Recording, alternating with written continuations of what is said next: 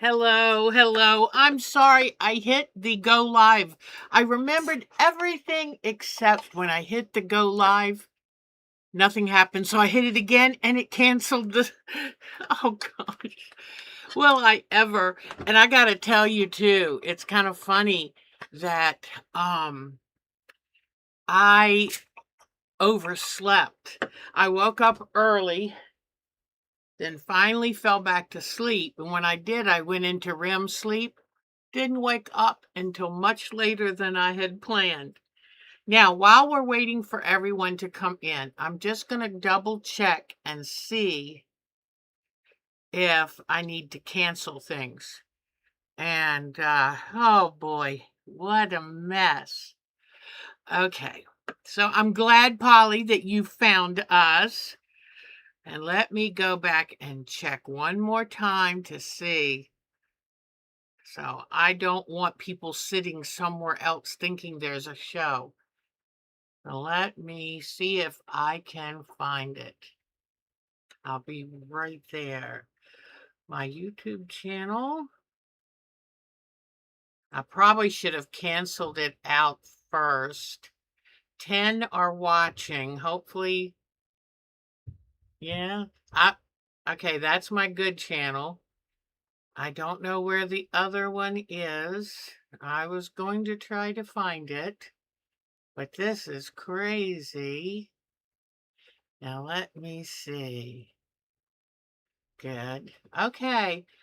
I hope that they can find me because I am not seeing the other one.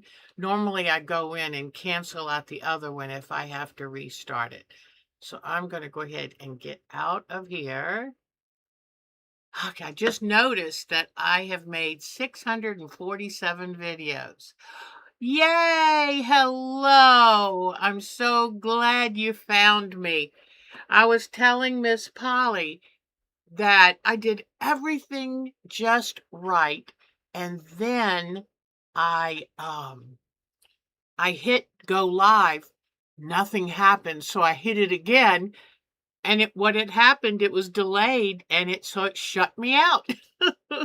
So I'm so sorry. Hello, I hope you all found me. Oh, good, Fiona found us. I'm so glad. So, I was telling Miss Polly I'm very sleepy today.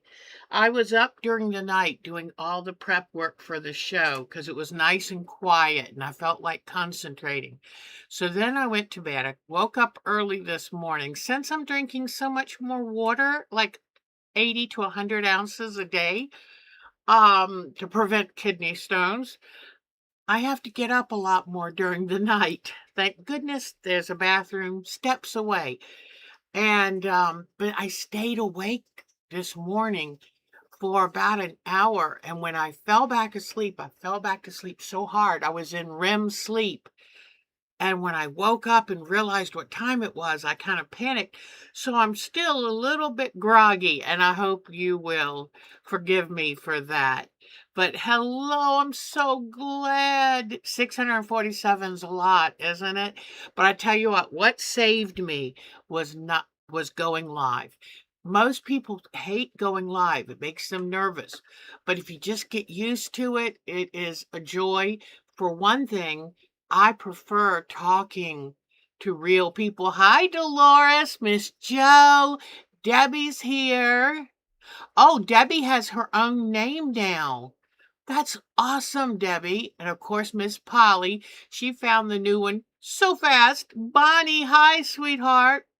So, but once you get used to it, in fact, Bonnie can tell you when I first went live, there was a learning curve, still is, but it's so much nicer. I can talk to you live. I get feedback and questions, and then I don't have to spend hours editing and uploading. When I first started this channel 8.5 years ago, my internet speed was so slow that sometimes it would take 24 hours to upload a video. So now we've got better internet. I've got this OBS system and my new cute little stream deck. Love it. So it's working out really, really well. Now, I'm wondering okay, Mark has it plugged in differently, and I was kind of curious. What's that about? But anyway, he's always changing because, he's trying new things. So I wanted to make this show in honor of my son-in-law, David. He's married to my Katie. They live on the Eastern Shore of Maryland. It's his birthday today, and I have some wonderful pictures, just a fraction of all the pictures they took of their recent vacation to Michigan. I had no idea how beautiful Michigan is. And I tell you what, if they didn't have such hard snows, I think I'd be moving now. My pointer is right here, and this is a very good pointer. I ended up getting one for my daughter. I bought her some school supplies, and I got her a pointer because I just think they're so darn cute. So he's here, another spiffy tool. So, and I do want to tell you, I just got an order in from Temu, and I'm noticing a lot of discrepancy in the measurements. And I wrote them about it and said, for right now, I'm pausing my purchases because I've received several things that were not the measurement that the picture and the ad said they were. And they've got to sharpen up on that because I am not going to buy things from there that aren't what I want. Right now, with these stupid tariffs, you're paying more. And if I'm paying that much, I want what I want. But I just thought I would tell you, since I have complimented Temu, and for the most part, things are what you have to be real careful and read the ad. But when they turn around and the ad is wrong or they're lying, because I have no problem with calling a liar, you know what I mean? So, uh, I'll pay good money, but I am not going to pay for something that's not what they claimed it to be. So let's hope they get their act together. And I'm sure these tariffs are hard on them because business is down and they're scrambling to try to figure out, how they can get their sellers back. So today I want to show you, we're starting a new mountain landscape. This one, if you can tell, it's simplified, and I think you're going to like it. It's been a hard summer, this heat and humidity and feeling trapped in, and I said, we need something light and fun, so that's going to be this. So I will start working on that and show you step by step how I begin a new landscape.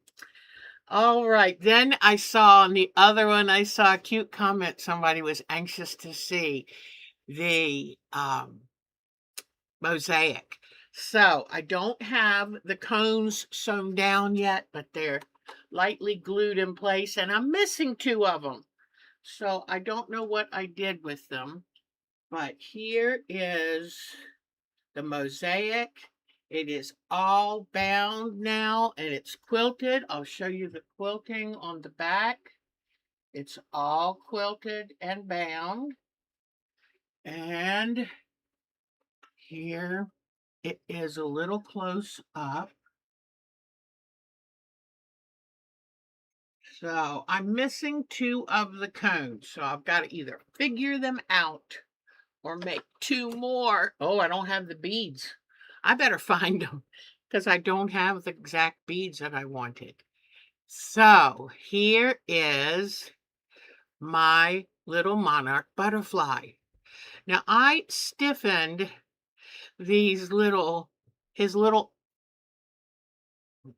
what are they? They're not antlers, but I stiffened these two with some extra glue, but when they dried during the night, they dried crooked.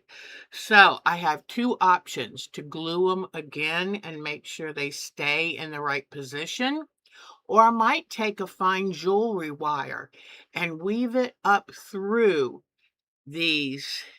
Can anyone tell me again? Oh, thank you, Miss Joe. Thank you, Bonnie. Is Linda here? Hi, Linda. Hi, sweetheart. I hope you got plenty of rain. YouTube says live stream is not on. Well, I've been there and saw that. Now, you know what? It was probably you found the old one. You found the old one. So I'm glad. Antenna. Miss Bonnie, thank you so much. I knew antlers wasn't right. And just to let you know, I woke up from a deep, deep sleep and I am groggy today.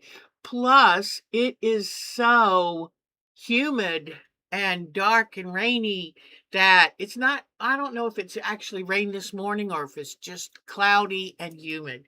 I'm going to go to the close-up camera and show you. Well, I tell you what, before I show too much more of this, I tried remembering to make a video of me making the butterfly. So let's go to that. And I'm going to go over here and find my photos. And let's see. 2026 ideas. Then purple coneflower. And this is the picture.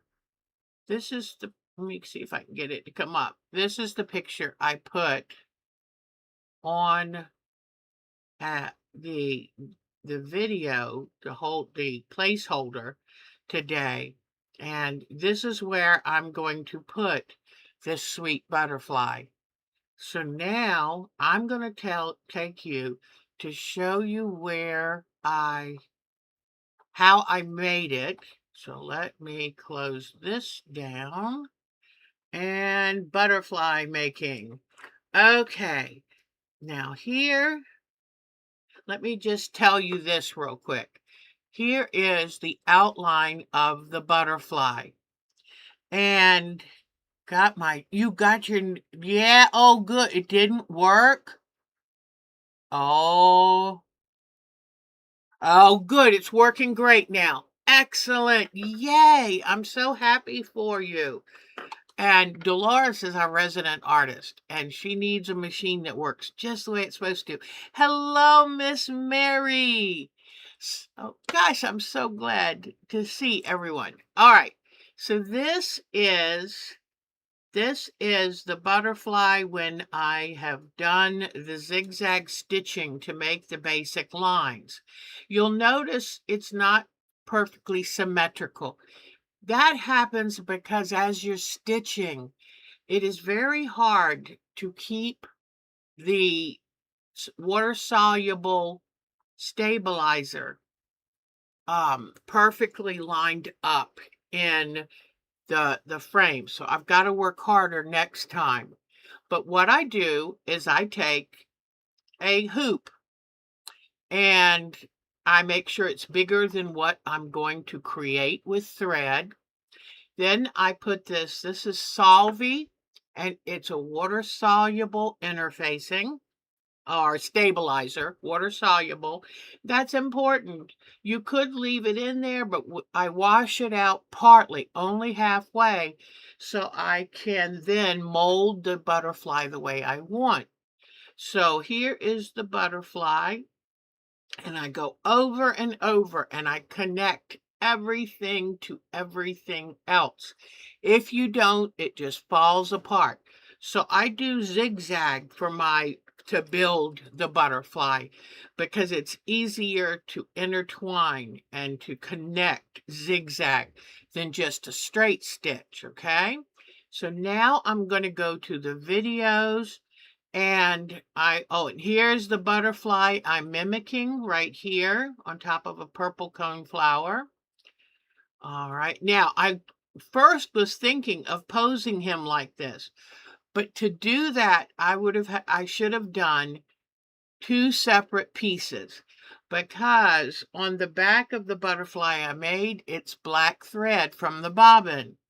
So to have this wing show, I should have done it separately and done it in the same, just done another exact copy of this one and then stitched them together along the bottom. But I didn't think of that until I had done the whole butterfly, so I'm going to do it differently. All right. Now, I could do another one, but I don't think I want to. This was back when I was using invisible thread and stitching down each mosaic block. And as I told you before, I sewed across the top, then came back and sewed across the bottom of each of these background blocks. Then I used relatively matching threads. I used a darker version of matching threads to stitch down each of my petals. Now let's go to the next thing, see what this is. All right, here I am. Now, I don't know if these are in the right order, but here I've got the hoop underneath the presser foot on the machine. And notice how the water soluble, let me see if, is it showing my cursor? The water soluble is flat against the machine bed. So when you load it, make sure you remember that this is going to be flat against the machine bed. And then I was telling you how, oh, to draw the, let me start it up again. To draw the butterfly, do not use any kind of marker except a Sharpie felt tip. If you used a micron, you're liable to puncture the plastic. If you use any water-based like Crayola marker, you will dissolve it. I mean, just any moisture dissolves it. So you draw it out and draw out all the sections, and then start with your building thread. And in this case, it was a good quality black with a little bit of a sheen, because this is a special thing. All right, now let me find another one. But I dropped well, no, I don't think I always drop the feed dogs. But you can at certain times. But I try just to I go forward, cut the thread, go forward again, trying to be careful not to turn it too much.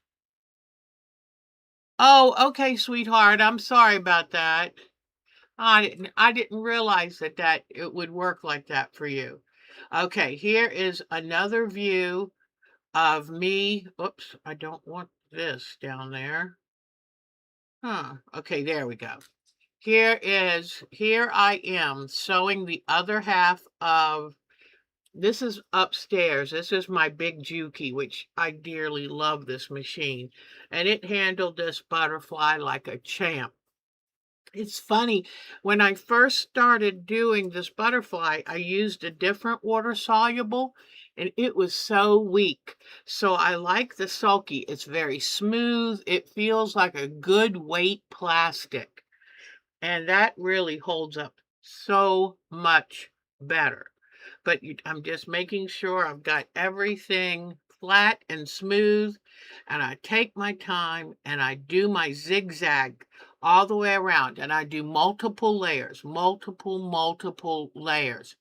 And the good thing about a zigzag too is you don't want to stitch so much in one area that you puncture the, oh, good. Oh, well, then there was another Debbie earlier.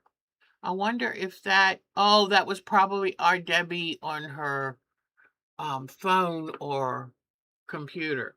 All right, so see, as I'm going around, being very careful, and I do a pass, and then I do another pass. Some of these sections have 4 to 5 passes on them to get the thread built up. See how that's one pass, and I have to do it multiple times to get the build up I want. And that's what I'm trying to show you. Then once I have the outer frame, I come in and I make all the interior lines. So just kind of trying to show you. Upstairs, I don't have cameras, so I just had my phone kind of propped up there on the desk because I said I want to show them how I do it. But you see how I just move the frame and let the machine sew. And you will use a good amount of bobbin, so you might want to pre-wind a couple bobbins. And I did black on top and black for the bobbin, and Okay. So now that's the second pass, and it's still a little thin, so I'm gonna go around it maybe 2 more times. But, all right. And I'm just reiterating how you want it nice and thick, and also with this being a monarch style butterfly, some areas had more black than others, so I would widen it out. But you see, I just take my time and work on it, and it's really not bad.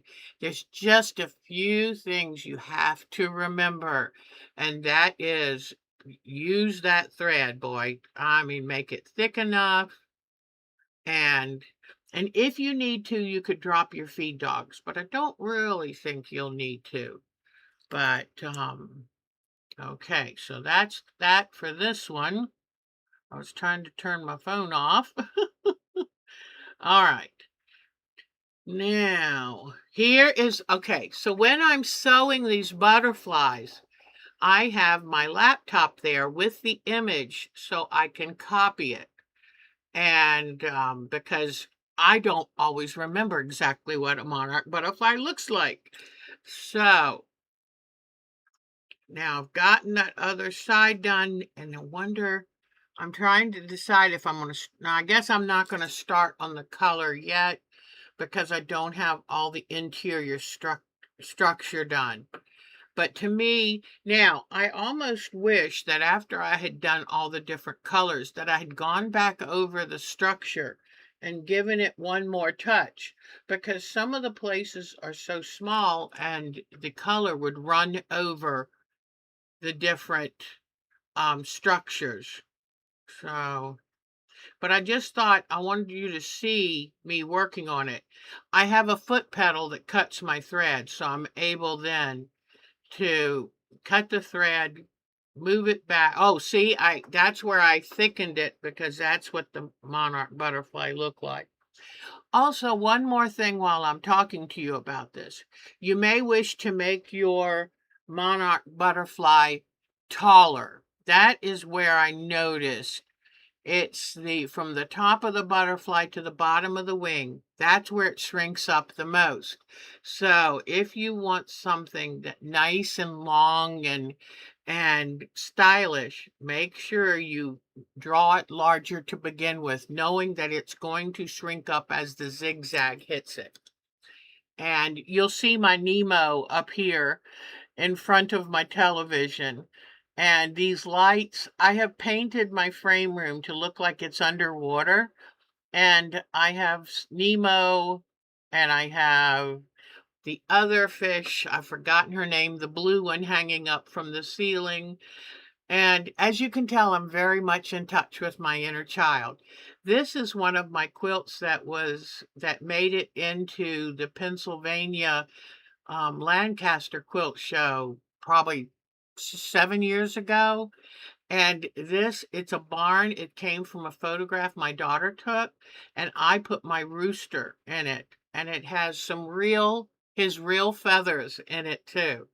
But that made it into the show. It didn't win anything, but I was so thrilled just to have it showing. So, okay. Now, boy, I'm still working.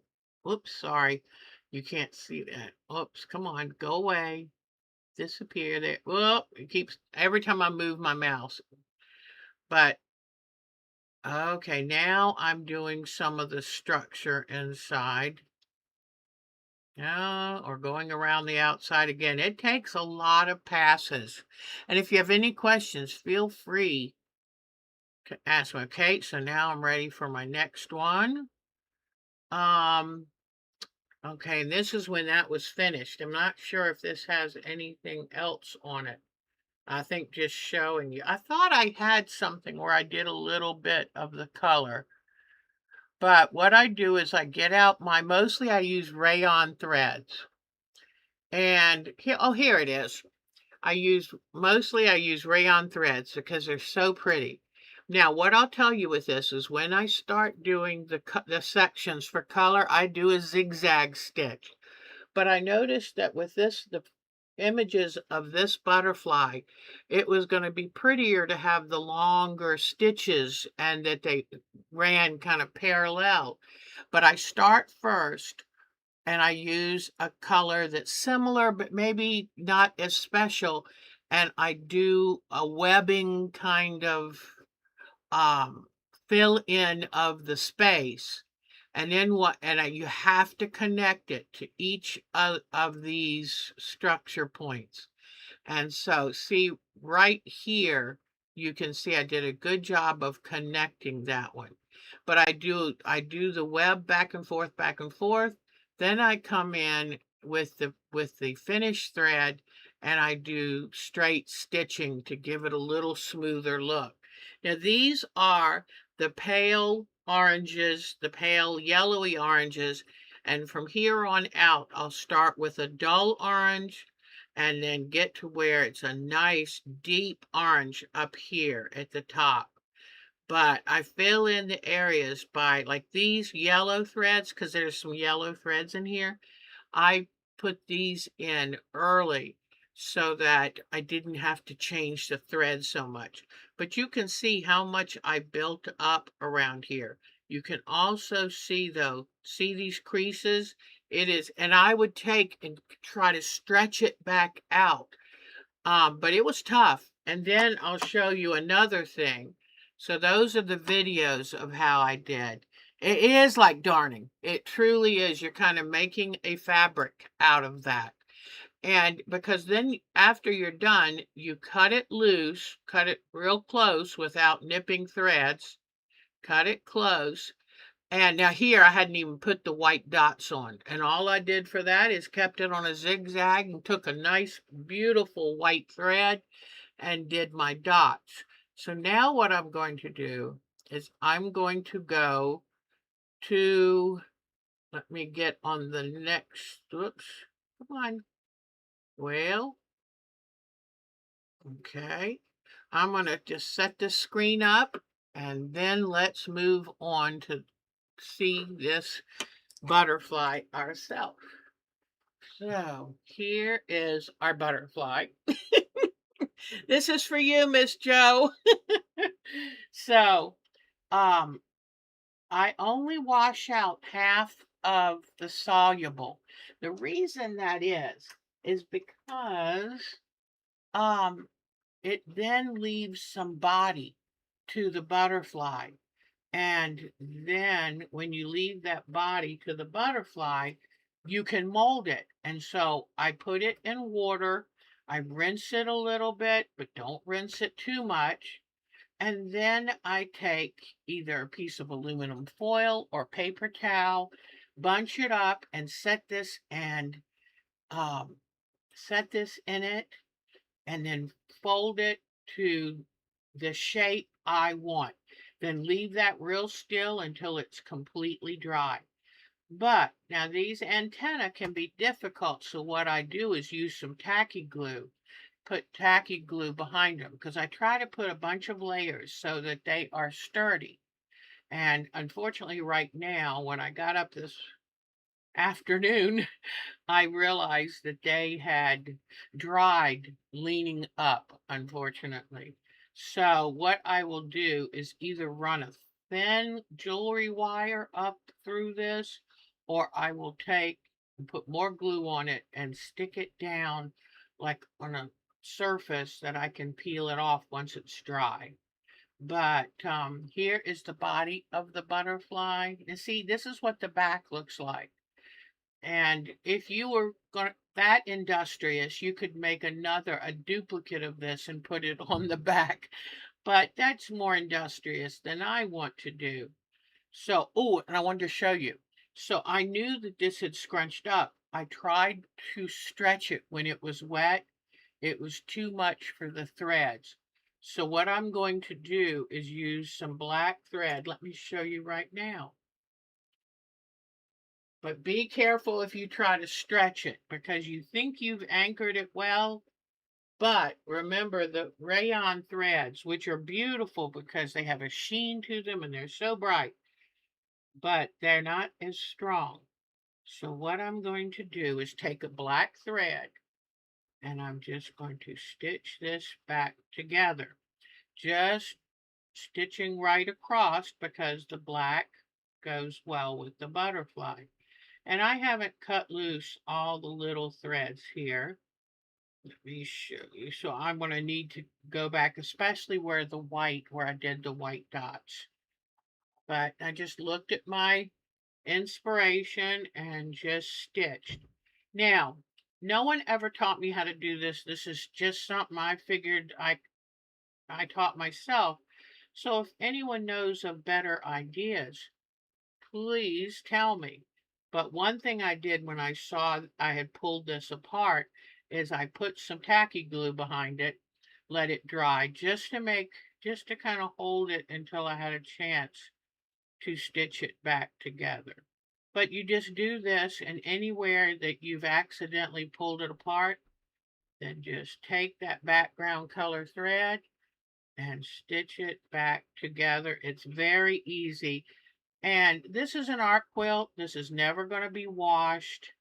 So you don't have to worry about will it hold up. And I would not want to wash this. And if for some reason you had to wash the quilt, then take this off before you wash it. Because once that sulky fully comes out, this will not have its nice rigidness.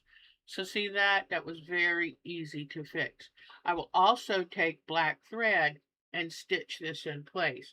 Now in fact, instead of knotting this, I'm just going to run it through the threads on the back. But this has a heavy weight to it because I put so much stitching in. And that's another reason that I look for sales of people who no longer embroider, see if I can get a good deal on buying their threads. But I will, once I put the glue on this, in fact, let me try something here. All right, I'll show you. This is a good non-stick, easy to peel off. So I just put the glue on the back of these and put them as I would like them to be. Okay. Hold these up. Whoops. I may have to lay something on it. Here's perfect thing. Okay. So now I'm just going to let that dry and show you what it looks like a little later on. But that was very easy to do. I just drew it on the water-soluble stabilizer and just did my stitching, took my time. This probably took at the most 4 hours to do, at the most. So there it is. Now you might ask, can you do it by hand? I don't know. I would think it would be difficult. I'm just not sure. So now let me get a nice knot on this. Now I'm going to show you, because the finishing touch for this quilt will be to have all of these cones sewn down. I'm always finding little tiny threads to nip off because I did the thread painting. I did it on the flowers as well as the leaves. So I'm going to take, you lay your jewelry wire down and zip. Oh my gosh, Dolores, that's perfect. Okay, this is why she's the expert. She takes the jewelry wire, lays it on the stabilizer, zigzags over it so that her antennas lay nicely. Oh, that is terrific. In fact, I doubt Mark is watching, but I think that's going to be a little hard for him to try to get I keep promising to show you my sunflower, my three-dimensional sunflower, and butterfly quilt, and I will remember to do it for next week. But okay, I'm going to take now and stitch down these three-dimensional cone flowers. So let me show you how I do that. Right now, I just put a touch of glue, the tacky glue, to hold it in place, because what I'm going to want to do is to kind of form it on here. So let's see. I'm going to try not to go all the way through. I'm going to take my stitch and put it in between in the layers. Now, I'm going to warn you that this is not for the faint of heart, just because I've done so many layers on the Mosaic quilt. It's like a tapestry. I mean, it's thick. So I've got that anchor stitch right there, and I want to put it through here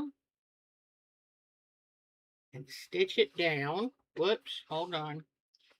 This is going to be harder to do here than I thought, and I should definitely have a thimble on to do this. Okay, and so you're just going to have to do plenty of stitches. Anytime that you are kind of forcing fabric to do what you want, make sure you have plenty of stitches. And I'm just going through the middle of the fabric because I don't want unnecessary stitches showing on the back.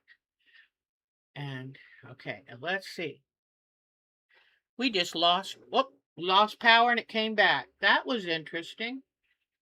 Okay, I don't see anything really happening here, but probably a tree might have fallen with the wet ground we've got. We found the other day that the electric company cut down a very big tree on the far side of our property and just left it. And number one, they didn't have to cut the whole tree down. They're supposed to just trim branches that are in the way. Okay, so you just continue like this and stitch. And by taking little stitches and doing numerous stitches, you don't have to worry that you are going to tear any of the fabric on the quilt. But see how it's sewing down pretty sturdy. And I love that I am really into embellishing quilts now. And maybe it's from seeing Dolores's amazing art quilts. But I mean, her fox, that was amazing. And don't forget, if you weren't here last week, I showed her amazing quilt with the deer laying in the flowers. Okay, I've got to pinch this fabric up. Okay. And it's so funny now that I'm sitting here working on this, I remember the audio book that I was listening to while I was working on it. And if you wish to, you could make this a double strand. I have it single right now, but that's even a good idea because you want these stitches. The stitches are going to be under stress. Now this is a good Coats and Clark's XP, so it's not like the black rayons. But see how I'm just kind of, and when I get back around here, and that really makes it have that beautiful cone shape and accentuates those beads. So let me put just a couple more stitches in. And that way you can, and it's really nice to have that little bit of glue holding it down in the center. I didn't put the glue near the outside because I don't want to have to sew through the glue.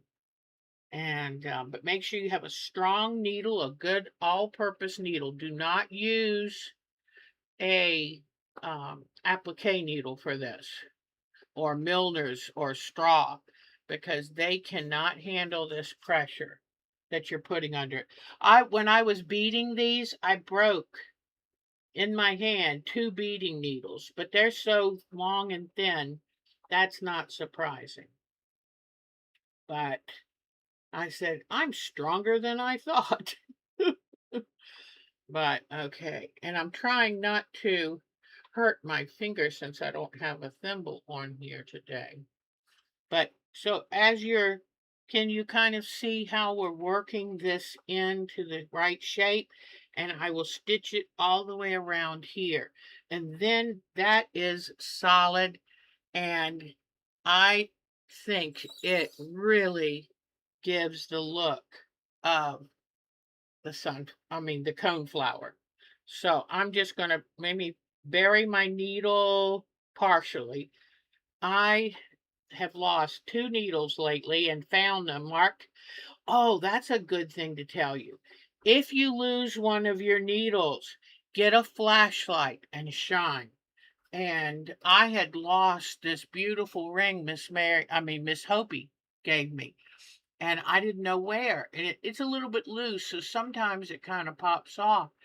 And so he was looking for my needle. I hope I showed that good. He was looking for my needle and found my ring. It had just pulled off in the couch, in the folds of the couch. All right, so now you know how to stitch these on. And it's nice, see how there's no stitches coming through here. I think that's important. Ah, Gorilla Glue. I love it. I am so glad Dolores told me about zigzagging over the antennas. All right, now let me see. I took this off a little early, but do you see how these are already a little better? And what's going to happen is I was trying to think of what flower, and I thought about putting it on here. So it's either going to go here or maybe I'll put it right there for that one. That might be prettier because I hate to cover up. This is the 3-dimensional thing where I have the beads sticking out away from the fabric.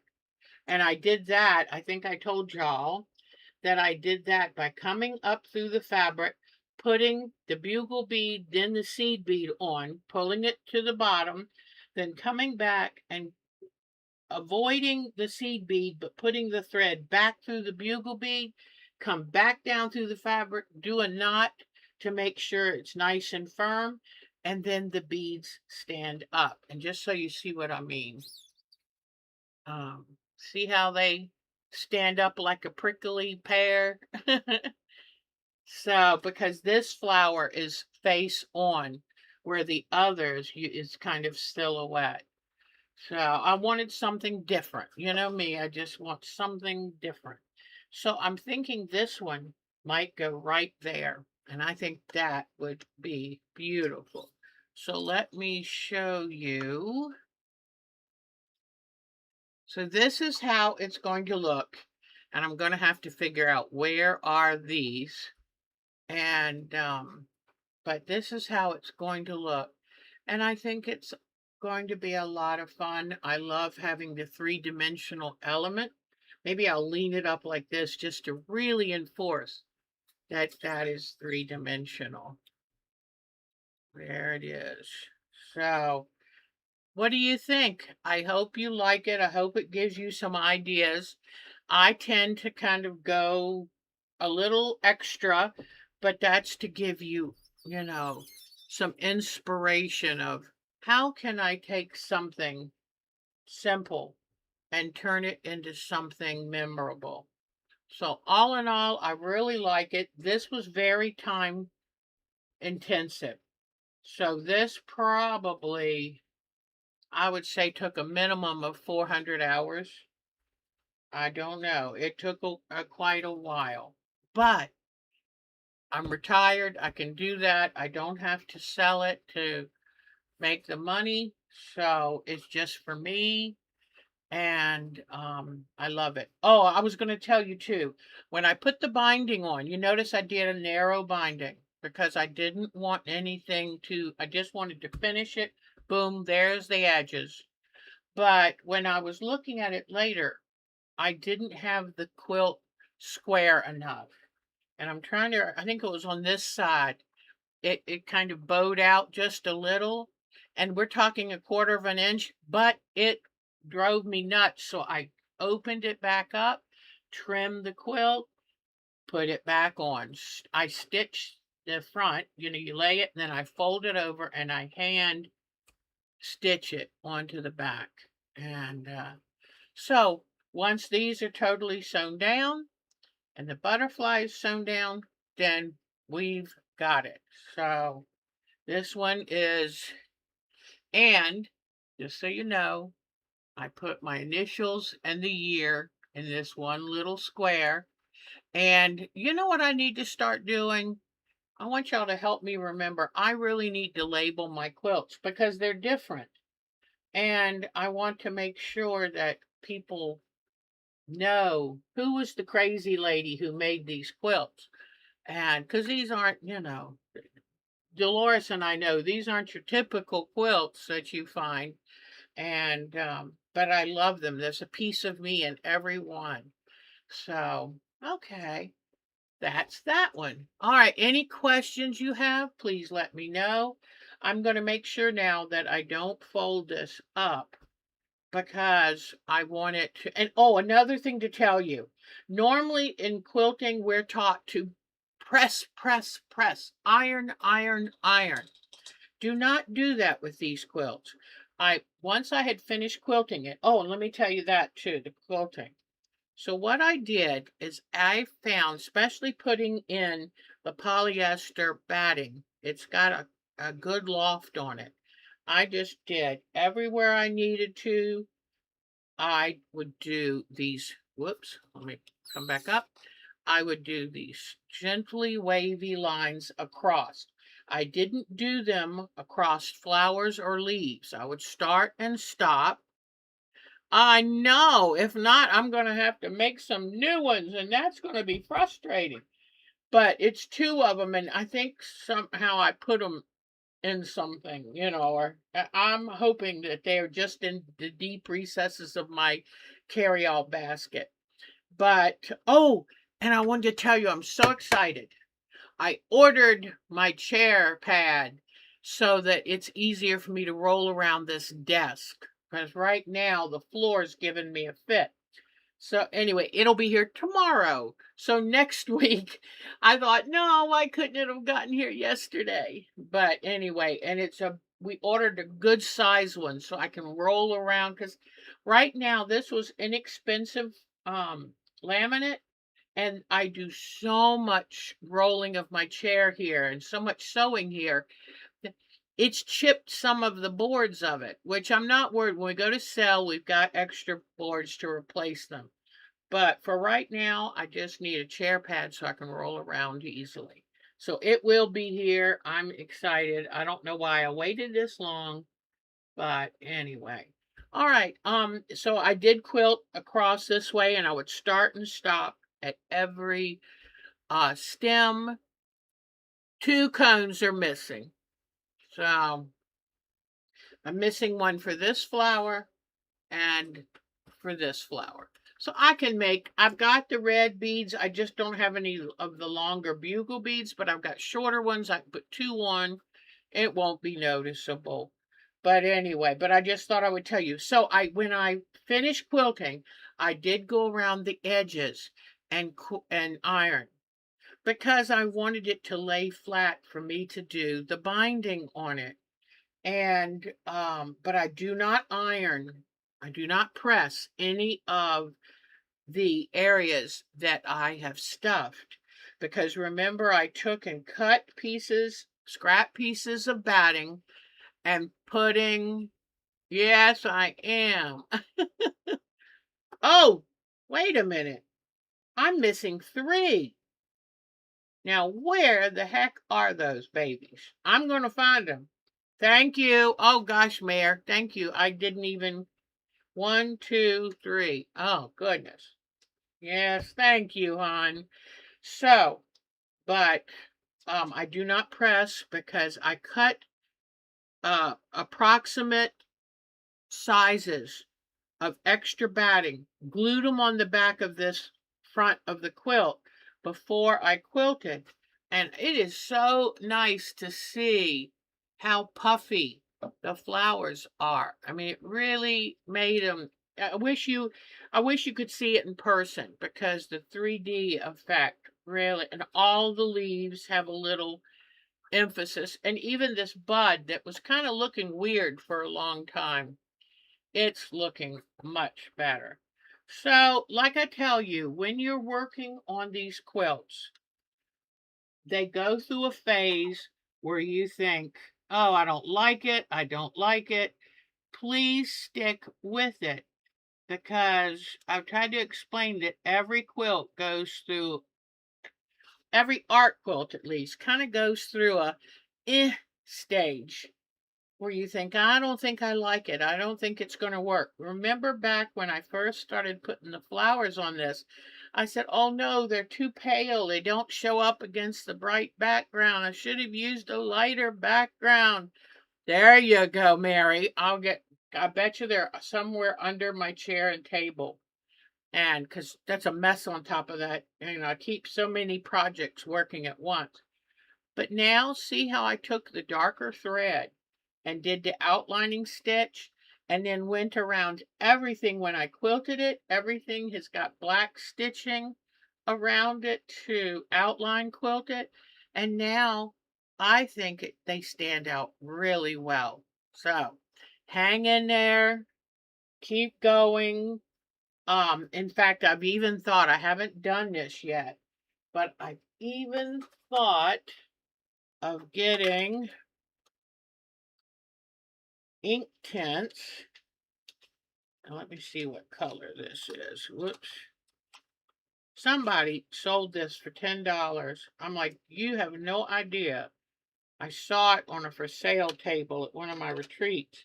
And I thought, they have no idea how expensive ink tints is. So I picked it up fast. But I've even thought of coming in here. Now let me get in a little closer.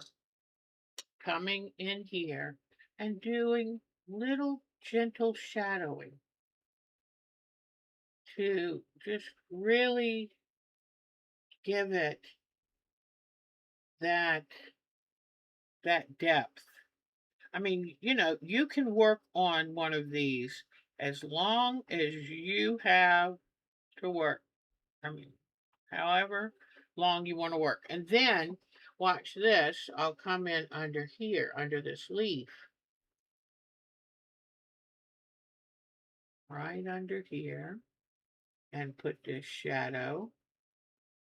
Then I even have, this is a fuchsia. I could come in here. So I have just happened to have textile medium. And then if I come in with a dark green, I could come under this leaf for a shadow. I could come on this side of the stems because my sun is coming from this direction. So anything on this side is shadow. So now, I've got my acrylic fabric medium. And when you use this for ink tints, it really brings it to life. It's better than just using a water. And if you just want to paint fabric, you could use like an aloe vera gel, nice and inexpensive. But let's see what this. Now, this won't give you an exact replica of what it's going to look like because the fabric's still going to be wet. But once the fabric dries, pardon me, once the fabric dries, you'll have a chance to see what that really looks like. But now what I'm going to do, in fact, you know what? I'm looking through the camera. It does give it a more 3D effect. Oh, look at that. Look at this, guys. Oh my gosh. So here was the petal before. Look at them now. That is cool. That is so cool. And the leaf versus this leaf, look at this leaf. It's got that little shadow line. And the stem right here has that little line. So, yeah, I think I maybe am going to continue to work on this because it's just so much fun and you've put so much time in it already. And so that is, I just can't believe the difference it made in that flower. Wow. And I might do the lines a little bit thinner. And that is fascinating. Okay. So that is the last teaching lesson on the Mosaic quilt. And when I find my other centers and get them all put on and the butterfly sewn down, I will then come back and show you what it looks like. I want to do one more thing real quick. I am enjoying this. Okay, here's one of the flowers that just look, there's a stray thread. You will be cutting threads. Oh my gosh, you should see the back where, because I use my auto thread cutter. And so I have all kinds of pieces of thread to pull off. Okay. And this is with the fuchsia. I want to see what this, just using a fuchsia color, will look like. And it has to be on the back side, the side away from the sun. And the sun is coming this way. So only on the back side. Let's see what this is going to look like.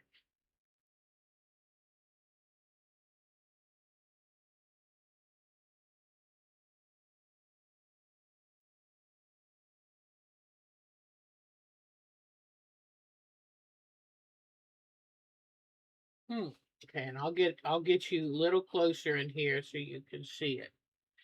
I'm thinking I'm going to want to use, whoops.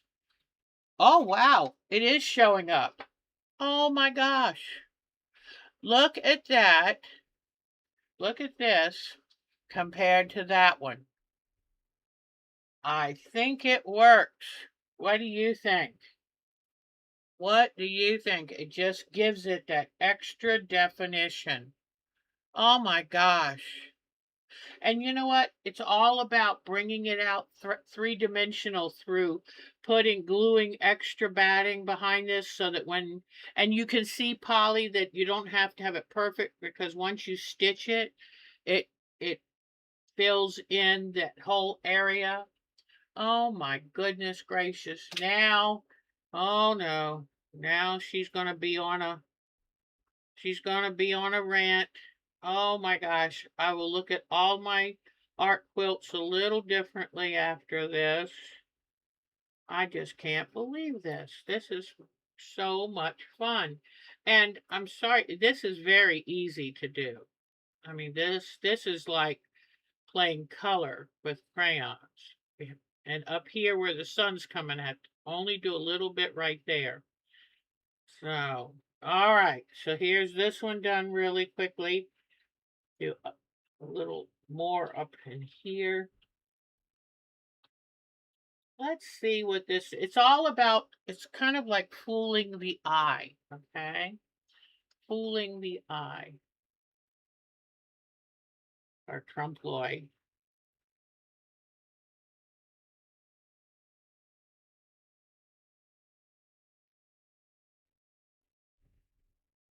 Goodness gracious. I had talked about maybe I'll do some ink tints, but I hadn't really gotten around to it. But boy, is this a neat idea. All right, now let's see how this looks. Oh my goodness. I'm going to hold it up. I have to take off my butterfly. I'm going to hold it up to see what you think that this is done. And I'll have to remember to show you which flowers it's been done to. But this will be quite something when I do some of the flowers some of the leaves and stems that are pretty far behind. Okay. So, look at these two. They were both done. Look at how they show up compared to those two. I think, and then this one compared, or this one compared to the ones around it. So I think I did parts of both of these. So I think I like it. Yeah, they can. They do. So I think that, let me go back to detail. I think that's a pretty cool look. And I think that's going to be a nice little touch. And then when I get into this wall of stems and leaves, I think it'll be real nice to set some of these apart. So, in fact, because this one, it just makes it kind of commands your attention. Maybe that's what I want to say. All right. Well, this quilt is done until I show you once the butterfly. I was worried at one point that I made the flowers too small, but now that all of the details coming in, I think it's just what it's supposed to be. So that is good. All right. Thanks for letting me show you that, because I want you to feel like you can really do this. So that's very important for you, for me to feel that this has been worth your time. All right. I just love that cute little butterfly. You know, you could make yourself a brooch too. Oh, this quilt will never see a wall. Actually, I want it to. I got to figure out where. Might. Oh, I hate to let them go, but I have a feeling I know a daughter who would appreciate it. But maybe not yet. Not yet. I become very attached to these. They become my children. So while I've got this egg carton, I want to show you why this egg carton, why is it here to begin with? It's not just because I'm messy. So let me show you. All right. I did get this in from Temu, and it's pretty much the size I thought. And let me tell you what I bought this for. Oops, come down a little more. When I was doing that mosaic quilt, I ended up, ooh, so many little pieces, because I take a piece like this of fabric and then I iron it to a fusible. And the fusible I use, it's a sewable fusible. It's not Steamosine 2, because you want to be able to sew through it. And I was able to sew through that so well. So, but I've got all of, pardon me, this got tilted, so it's, but see, that's the problem. I can't keep them in the egg carton because it doesn't take much to get them dislodged. But I wanted a way to save these pieces, because I don't want to have to redo these. I want to be able to have a stash of ready to go mosaic pieces. So let's see. So what I've got, by having this little container, it has 30 of these, then I can take and put all my little mosaics back in these. I'm all about, right now, I am all about getting things organized properly. If I get these organized right, then it's going to make my creating so much more easy. Because if I can get to it quickly, I can find it, then that's wonderful. So I will just sit here one day and take these pieces and plop them into the Whoops. Hold on a second here. And I'll just take these pieces and put them in containers with others of the same color.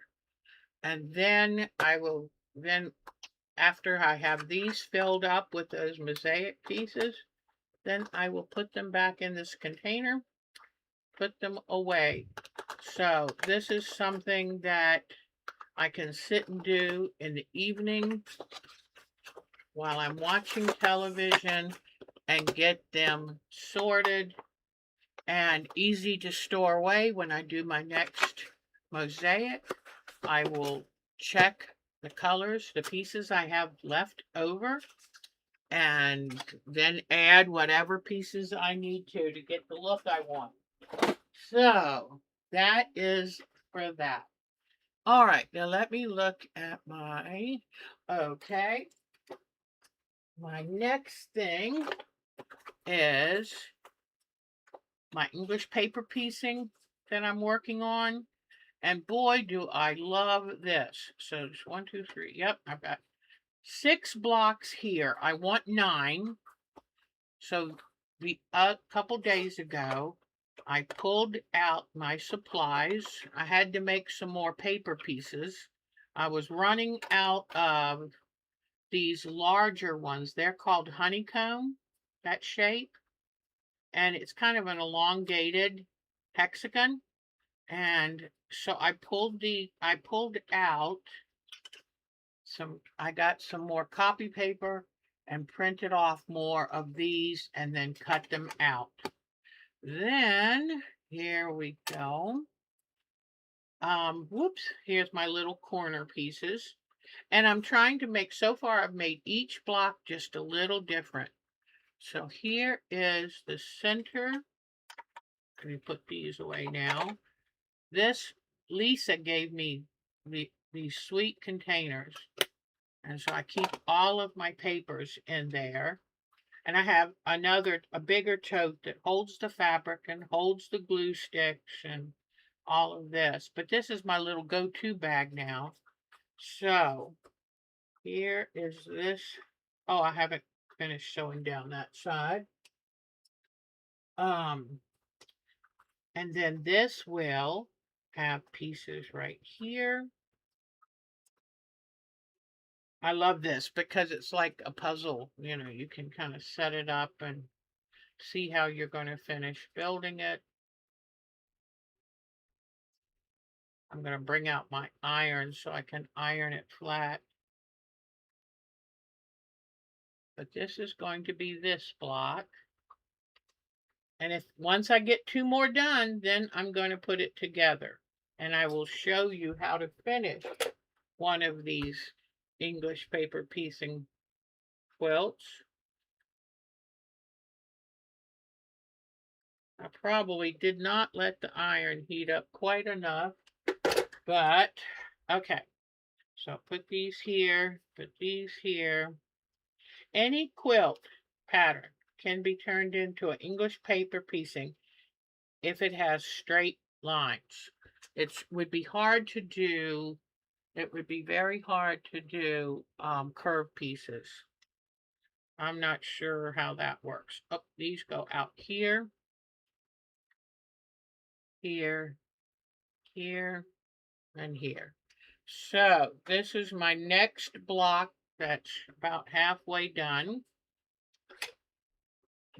Just come in and this though is so easy and nice.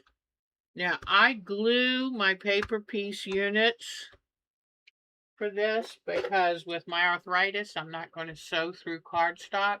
So I just have a little stick of glue and rub it on there and fold it over. Also, it's best if you put this printing on there facing out because the first block I made, it looked like my fabric had stains on it because those shone through. But anyway, so there's this one and it will join. Then just 2 more and I'll have this top finished and get that quilted. This will be fun to quilt because there's a lot of opportunities. This will go on my little long arm. And so I just wanted to show you. I'm keeping them going. I'm also working on a Jenny Beyer Moon Glow, and I haven't done one of those in a while. So one of those blocks. So I'm going to be picking that back up. This brings me to my next subject, and that is where are we going after this? And after having the pneumonia this spring, being so sick for months, I really have to think about, where I go forward. One thing that bothers me, you remember I was working on the quilt for the Irish Homestead channel, the YouTube channel, that wonderful family? Well, I was working on it pretty good until I got sick, and I haven't touched it since. So what I'm going to do is I might not be doing as many new things to show you here, but I will share with you as I finish my projects and get those done, because that's a good thing too. It doesn't always have to be new and shiny. It, complete is a pretty good feeling. So I thought to myself, and I need to get this studio fully reorganized. I've started on my frame room upstairs, and I need to get this done. It is just, I've never gone this long without organizing this studio. So I just want to let you know that part of my future focus, we've got some projects that we're working on. We'll always have at least one new thing that we work on. But I'm very, very committed to getting the studio organized, and I probably will film that for you just to give you an idea of, how do I take a total piled up jumble and turn it into a very usable space. And Mark has offered to help me take stuff outside and decide what comes back in. And I may be lightening my load around here because I have saved things my whole adult life.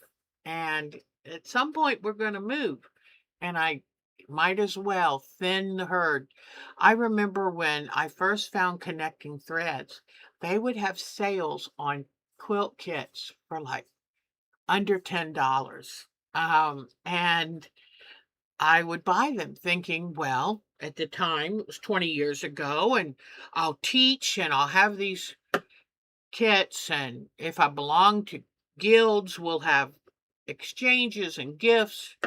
Well, I've still got them a lot of them up in the closet. So I'll be taking those to retreats and putting a good, inexpensive price on them.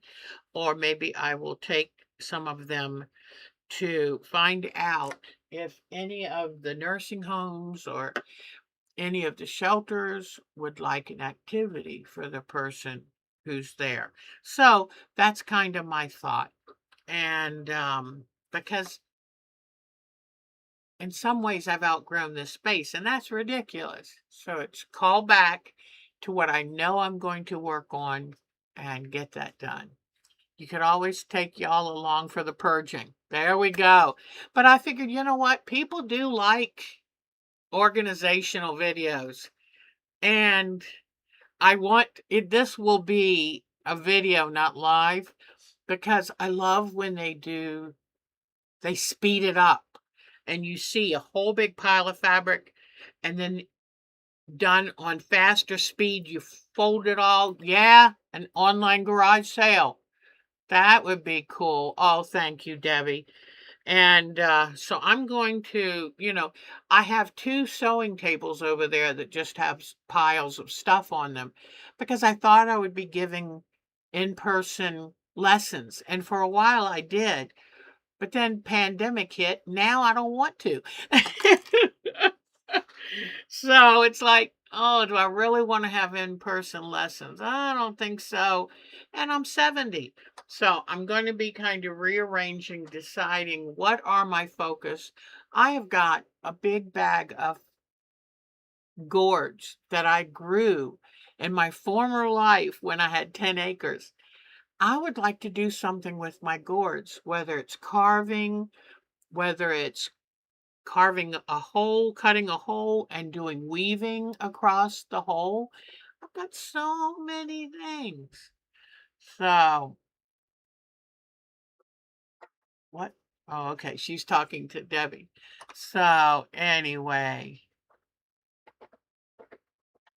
Oh, has a mouse trap. Oh, the mice drowned. Why do people do that? I don't believe in violent mouse traps. So, oh, yes. So someone was asking. Yes. Oh, wow. That's really neat. Okay, I got the little boxes from Temu, and they were about $5 for the case with the 30 boxes inside. That's really, really helpful. So, well, that's for sure. I've told Mark I always have to have my own room. I have to have my space. And so, if he's thinking of getting a little 900 square foot condo on the ocean, no. So, yeah, the little plastic boxes came from Temu, and they were the size that I thought they were. And because I kept thinking, do I just put them in little tiny baggies inside of a bigger baggie? Baggies get lost. So I'm glad I got that. And I'm sure I'll add one or two more. Now, Debbie, they did come from a local vendor, so I had to pay the $2.99 shipping fee. But that was still pretty good. And right now, with these stupid tariffs, everything is more expensive. And I know it's frustrating to the sellers as much as it is to the buyers. And it's hurting everyone. But I don't know. I guess when you have tantrums and you have to try to punish everyone, that's what you get. So, all right. So now let me see. I showed you that. All right. This is, oh, I got to tell you. So earlier this week, probably Tuesday or Wednesday, I was laying in my hammock because I think it was Wednesday. I with the heat and humidity and being trapped in here this summer and with all the political stuff that's going on, my hammock is you could only have a sewing basket. Oh, and no, I can't do a tiny house. I'm not tiny, so I can't do a tiny house. But I was in that hammock and I was enjoying it. And I went to try to scoot up, so I put my foot kind of hard on the. It's one of these. It's a Polly's Island hammock. It's a nice one that I've had 30 years, and I only used it outside while we were camping. And since then, I use it inside during a couple months of the summer in my sunroom, where my house plants are now outside enjoying the sun and the humidity and all of that. And I have just enough room to stick it in that room. So I was laying in this hammock and I used my foot to try to push myself a little higher because you end up kind of sliding down it sometimes. And it's 5 feet. It's got one of the wooden stretcher bars, so it's nice. Well, when I put my foot down to scoot myself up higher, I felt a snap. One of the ropes, because it's made with cotton ropes. The cotton rope broke. In fact, while I'm thinking about it, here we go. Repair time. I said, I've got to bring up my rope and repair that quilt. I mean, the hammock. But I felt that rope break. The right cheek, I felt go down into the divot. So Mark came in, he said, "What have you done?" He looked underneath and I go, "I know, it's the right cheek, right in that divot." So I'm going to be retying that. And it's going to be hard to make a knot because you don't want to lay on the knot. So I'm going to probably do a knot first and then stitch carefully stitch the rope pieces together, and because you can kind of unwind it. I don't know. I'll work on it. But then I've got to figure out how it interrelates with the others beside it, because it's all about going back and forth with the rope to make it work. So I have been missing that hammock terribly the last couple of days. But honestly, sometimes when that happens, it's like, I know I can do it, but I'm going to have to figure it out, and it's going to be tricky. And so I just thought I would tell you that that was such a hoot. But I can't get angry at the hammock. It's at least 30 years old. And you know what's funny? I bought it 30 years ago, and it was like $100, $90, something like that. It was my Christmas present. I can't imagine what they go for now. So it was a handmade hammock, and I love it. So Mark said, when you go to get out of it, call me and we'll roll you out of it. Luckily, it wasn't that hard to get out of. But, oh my goodness, when one of those rope goes, it affects a wider area than you think. So, my life is never dull, you know? All right. So, I'm going to have this whole pattern put on the website today, because it's already been scanned. I just have to bloop, put it over there. If you aren't a member of our free groups IO, you could always put a quilt on it. Yeah, a tight quilt. I actually do have an older blanket that lays on top of it. But, okay, let me get my, come on. Oh, there it is. Get my cursor here. Our Time to Quilt at gmail.com, and I can send you an invitation to our free Groups IO chat group, which I keep all the files of all the quilts I've made. Or you can just say, hey, can I have the latest pattern? And I'll email it to you. And I want to make sure, I said hi to her earlier, but she's here all the way from the United Kingdom. And where is she? Fiona. So Fiona and Kim are our two latest members to the Groups IO, and I appreciate it very much. All right. So now we're starting on concentrate on the art landscape quilt we're going to do.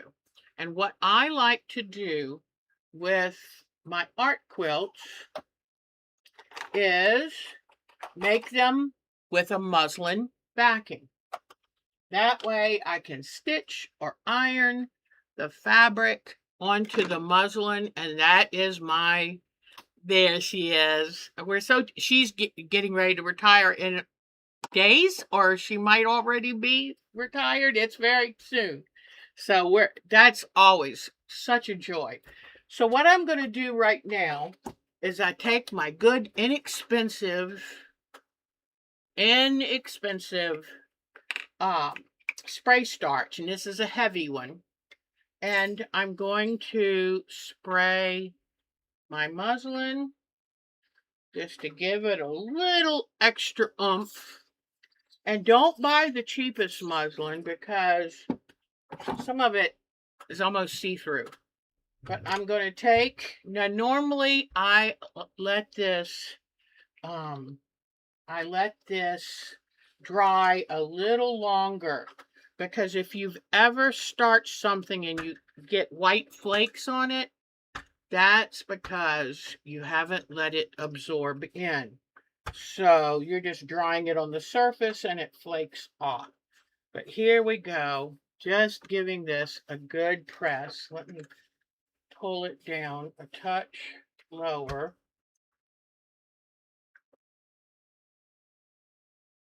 I do love this cordless iron, but it's not as hot as my Black & Decker that I've always loved. But it is so nice not to have a cord dragging across my fabric, creasing it up when I'm trying to make it lay flat. So, okay. So here I go. I have this starched. All right. Now, I don't know how much of a difference it makes, but I starch it on one side and then I flip it over to put my fusible interfacing on the other side, because I'm always worried that anything I add to it will keep the fusible from sticking well. So, and this is not going to be a very big art quilt. I mean, we just don't have space for big art quilts anymore. The older I get, the smaller my art quilts get. Okay, so here we go. I'm pressing from the other side, making sure any starch is fully dry.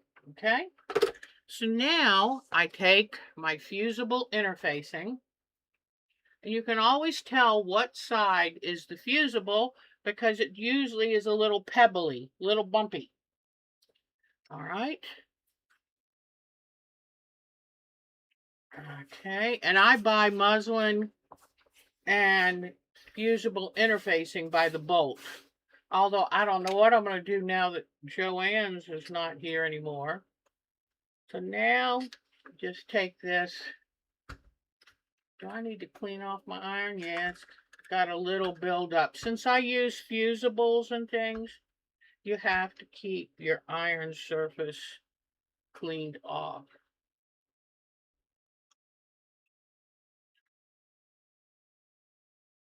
Plus, since this is an artificial product, like probably made out of some kind of polyester, sometimes when you first start ironing it, you'll get a little where it acts like it wants to melt. But you just take your time.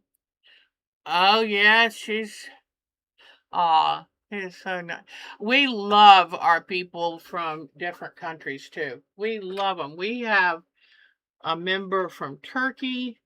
We have a member who is Iranian but lives in Turkey. Um, a woman that still watches from France, and she has to watch us on replay because she doesn't speak English. She's a lovely lady. I'm trying to think of where else. We've had a couple people from England and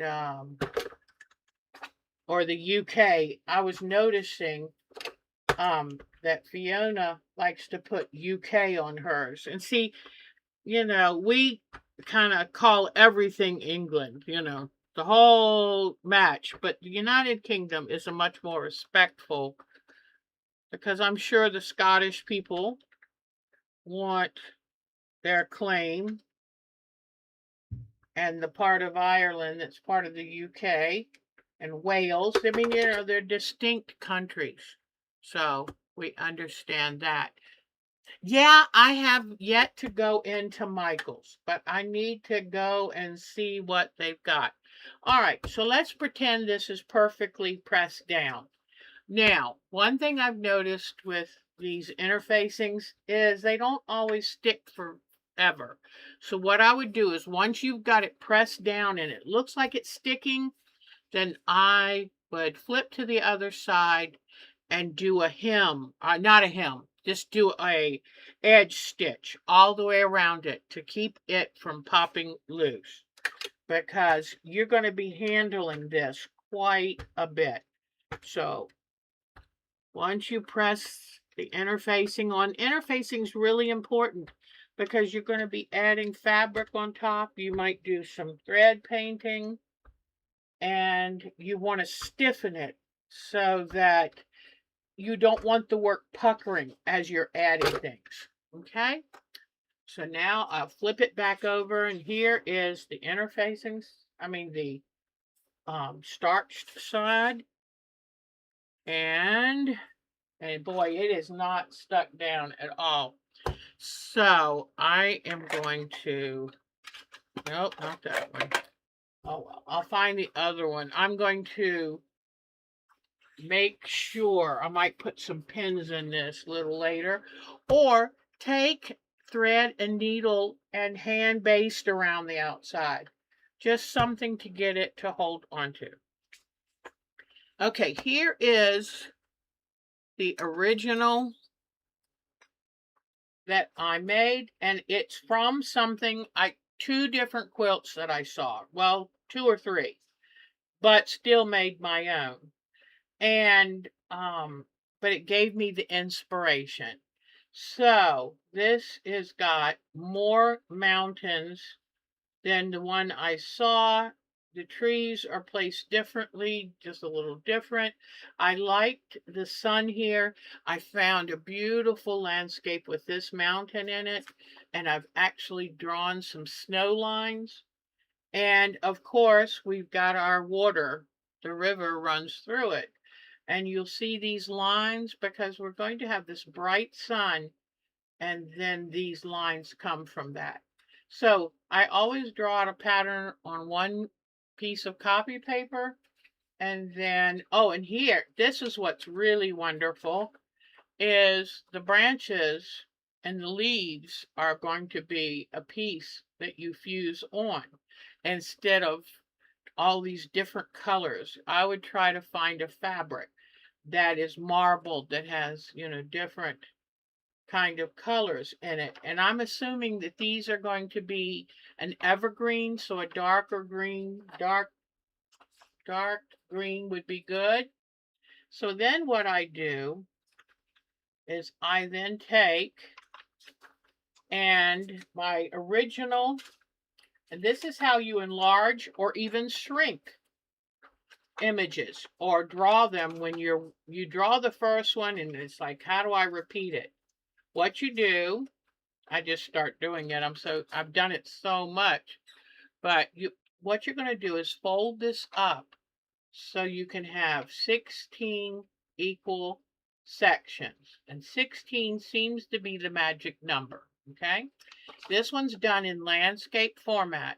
Normally I do mine in portrait format. So I've folded this into 16 pieces. Now, let me show you what that means. What that means is you want to make it bigger. How do you draw it? Some people say, I'm not good at drawing. Well, since you have folded this into 16 pieces, then you fold it back down to just that one piece. This page is this. Whoops, pardon me. Nope. This page is this piece. Okay, this is a quarter of it. And if you'll notice, I took and folded this in half each way. So I can know right then where my center is. So what I did, and if you really want to break it down, here you go. You take and refold this back where it was already folded. So you take 1/16. There you go. And you see this? You draw what you see on here, and you notice this tree is a little to the right of half. This is right near the edge. And this little piece of ground that comes up right along the bottom. So then you go to this side, and here's what you have. You have this line close by, and you have a sun. And you notice, okay, it's a little further this way, but it goes right close to the edge here. So this is how I make these patterns. And if you want yours a different size than this one, you can make it whatever size you want, because your background decides what size you want. And so if you want it smaller, make your pages smaller and still do the folding method. So let me show you this again. So page 1 is 1/4 of this. But dividing it to 16ths makes it so much easier. So what page 1 is, again, is this one. Okay? See how they're identical? And sometimes I do it with pencil first, because sometimes I get the lines a little wrong and I have to go back. And so that is that. Then page 2 is right here. And page 2 on here is this. So see what an accurate method it allows you to do. And I went ahead and drew the white snow lines on that. And then page 3 is here. And there is how I did that. Oops. Get those out of the way a little bit. But you see how I did this? Very, very simple. Very, very simple. And if you don't even want to do that, just print out my pattern. It'll print on 4 sheets. And so this one is this one. Okay? It's like a little mini-me. All right. So then what I do after that, and oh, when you're drawing these, make sure to line the pages up before you put the marker on them or whatever, to make sure that everything's truly matching up. I had a little bit of a problem with that. So I took and matched them up. And if I needed to, then I I don't know. Yeah, I guess I did match this. No, I didn't match. Okay, when you go to do this one, it's not fully matched. Oh, okay. So, let me show you what we're going to have to. I thought I matched them all. Looks like I didn't. I don't know if this pin's going to work. But what you would do here is you can leave this line here. Okay? But this one, how in the world did I get these so off? This is not too bad here. Just kind of make them work. But here, all right, so you put this line here. And this line's okay for that.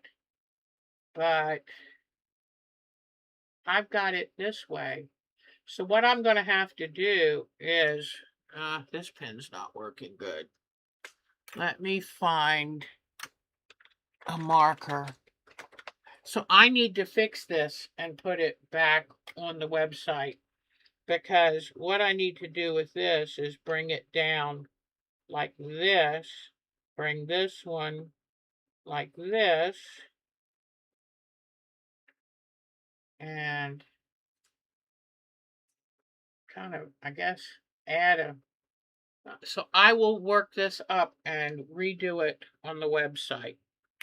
And what I do when I make a wrong line like that, I'll come in and put a white sticker over it so you can't see.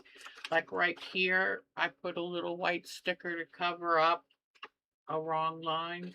So I will do that before I put them on the site. So it'll be right before I put them on the site. But now you know, that's a good example of, yes, make sure all your lines match up. And because I have had that happen before. It's like, you don't quite get it. Like this one's not quite lining up there. It's close enough. So here is this pattern, the size I've got it. And so that is what, 8.5 and 8.5, 17 by 11 and 11 is 22. So 22 by 17. You notice that the fabric, the backing that I've cut is inches bigger on all sides, because as you're working with this, it will shrink up the work. Simply fabulous. Oh, talking about Brit shows. Yes, I have BritBox and Acorn. Yes, I do. And I'm brokenhearted still that Vera thought she had to retire at 80. So anyway, here are the size of the leaf these overlays to put on these two trees, and they kind of come across. And then I realized, okay, so I'm making this bigger. So what I need to do is make these bigger. So I've done this sheet where I took these and enlarged them, and just kind of looking at the fabric, looking at, the final thing, said, yep, that's big enough. So you will get all of this in the files when you download it. And I'm thinking of doing something. So let me show you what I'm thinking of doing. All right. I'm thinking that for the sunset, I'm thinking it would be wonderful to have, this is my prepared for dyeing fabric. I think it would be wonderful to have a hand painted sky. So I first thought, oh, that means using my jacquard paints, and how do I keep them from running into each other? And then it was like, you know what? I think I can do this with ink tints. So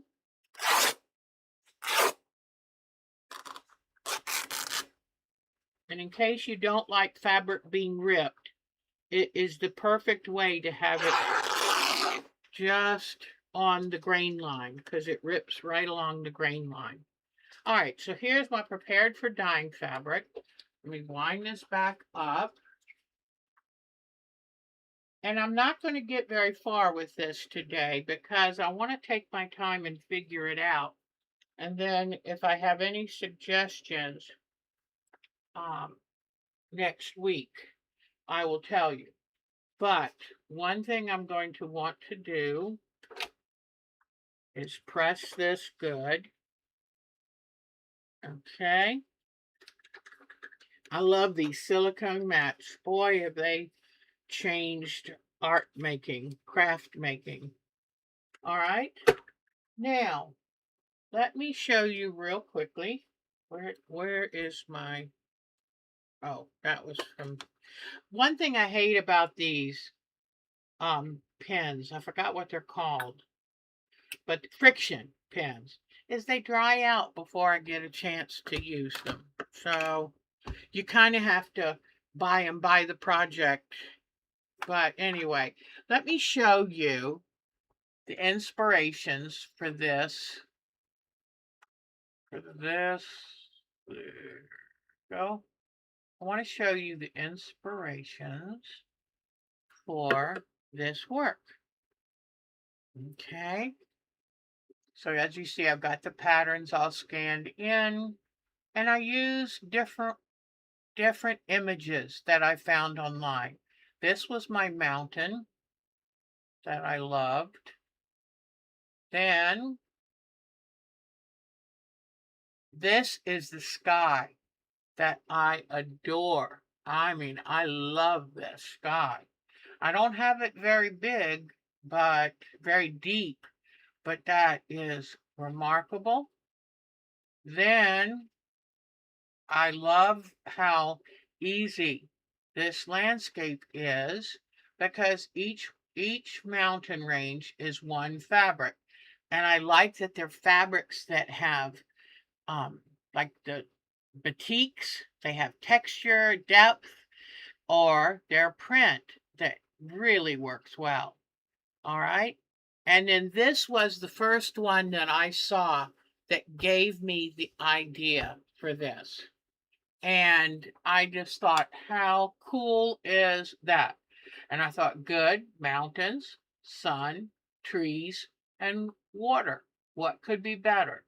So, but ours has a little bit more in it because I don't ever want to copy someone's. I want to make my own. But I thought, that is fabulous. Okay. So the sky that I want to emulate would be more like this.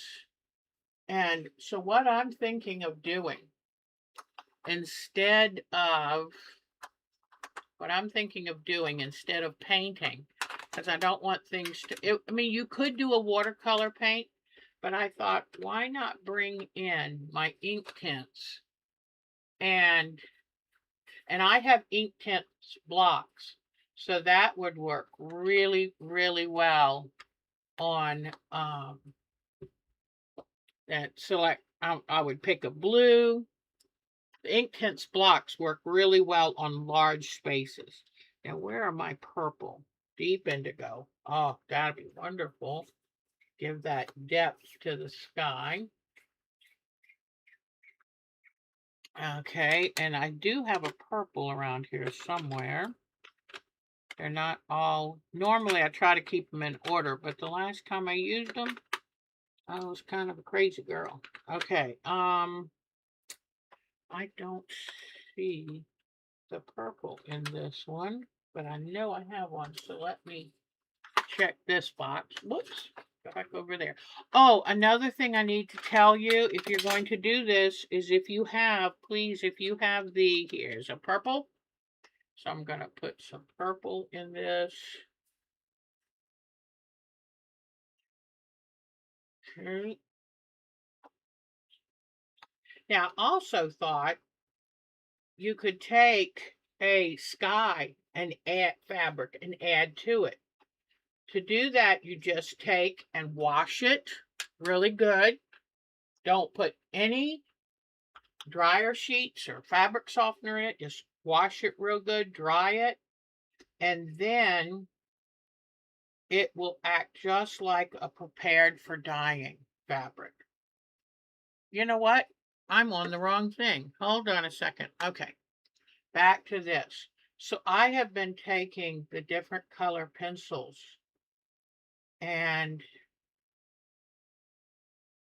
coloring. So I've got a blue, a deep blue, an indigo, purple. So this would be like the first row of the sky. And I'm going to get one of my sponge brushes. Let me try this because I don't, this part is going to be all of the colors like this. Okay. So then what, if I'm going by the sky that I love so much, they come in with teal green. Yes, they come in with a teal green and a blue. And let me see. Bright blue. Oh, nice. Okay, so the next strip would be teal green and bright blue.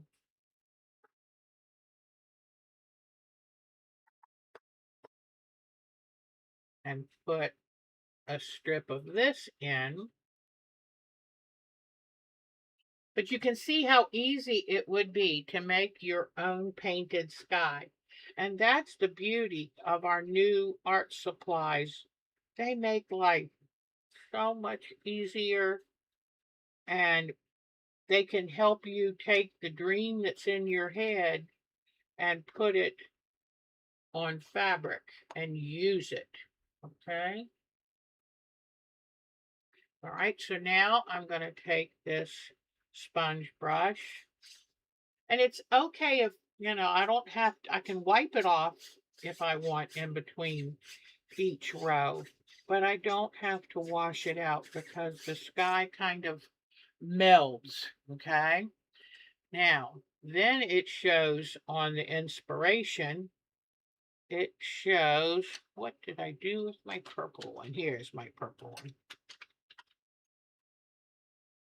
All right, I need to sharpen some of these, but then you have like a swath of purple that comes in.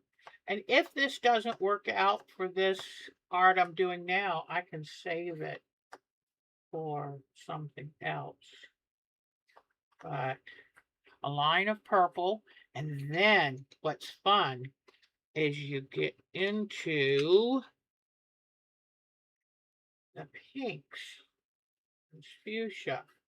I'll put some here, and then some's going to be down here. I'm just kind of looking at the inspiration.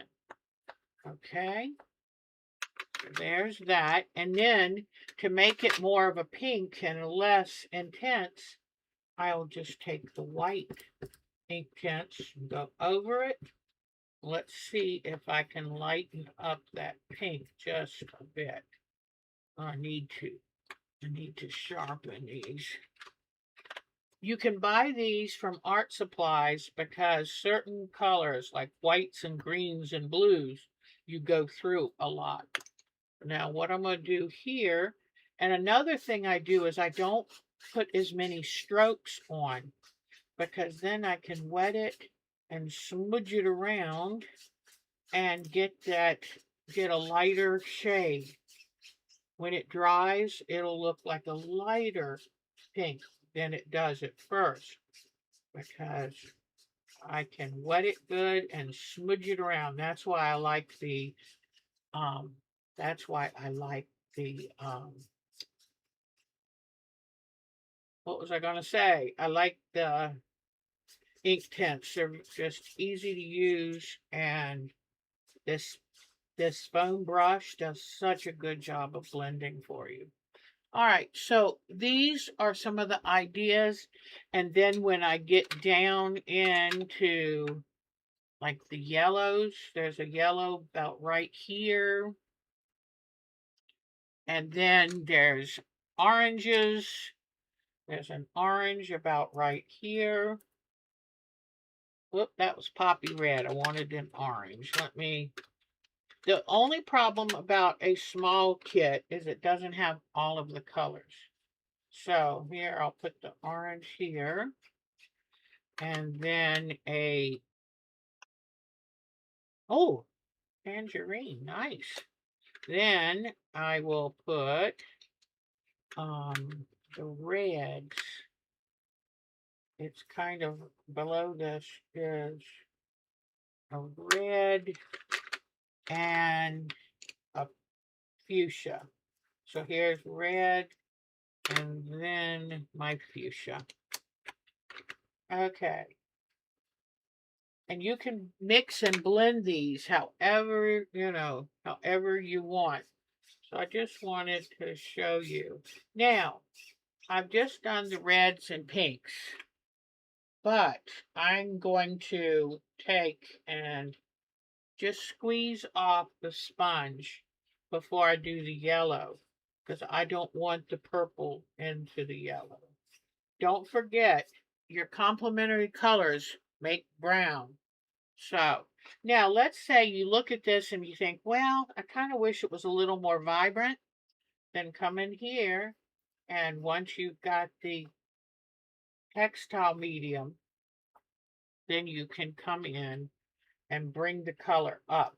Bring it up a little more. And then let me see if I can do this. I'm going to try to dry it a little bit. I should have a cover cloth, but oops. Okay, yeah, because that, you know what it's doing? It's spreading the color, so I don't want to do that. All right. Anyway, I'm hoping, normally I take a scrap piece like this and make this a cover cloth. And then, wait, I'm gonna have to heat up my iron again.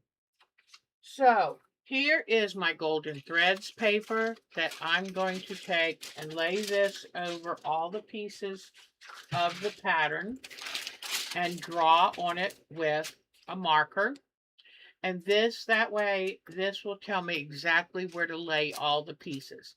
I'll pin it along the top. I can fold it back, place the piece, fold it back down, make sure it's in the right place. So this is the next step I will do. All right, I'm thinking that it is time to show you. It's time to show you. Let me see if this is. It's much better to add a cover cloth, that's for sure. And once you iron it, because this is what you do with ink tints anyway, you take, and when it's dry, you iron it, and then it will set the color. And sometimes you might want to come underneath here, get some of this excess color out. If you're happy with the color, then just lift it off, and there you go. And mainly just let this dry.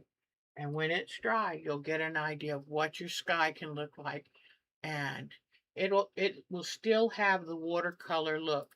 Ink tints pens were made in England, and they're dye pens. So now, one thing to remind you of, I might thin out my medium with 50% water. I might do that, because if you put too much medium on, it's like a plastic. It's acrylic, and you don't want your fabric to be plasticized. So that's why it's usually good to add water, add some water to your medium like that, thin it down.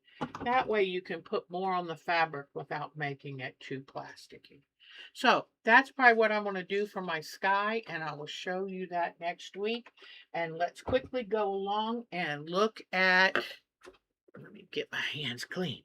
All right, let's quickly go along and look at, let's put this back here. And let's look at your show and tell.